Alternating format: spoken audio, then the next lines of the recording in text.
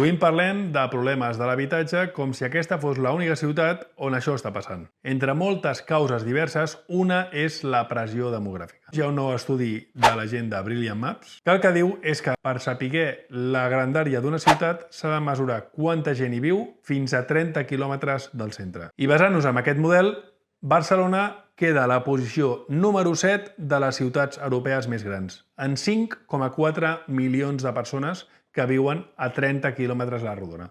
Amb el problema d'habitatge a Barcelona s'hi afegeix, 1, que no hi ha sol, i 2, que en general el parc immobiliari de la ciutat és antic i està poc adaptat, amb una gran demanda disparada per aquesta pressió demogràfica. I com sempre diem, amb les polítiques públiques totalment insuficients, per la gran manca d'habitatge social i públic que hi ha a la ciutat. Tot i que les noves polítiques de la llei de la vivenda no estan afavorint que surtin nous pisos al mercat, recomano que si tens un pis buit el posis al mercat, ja sigui de lloguer o de venda. Si vols saber el valor del teu habitatge de venda, pots consultar aquest valorador.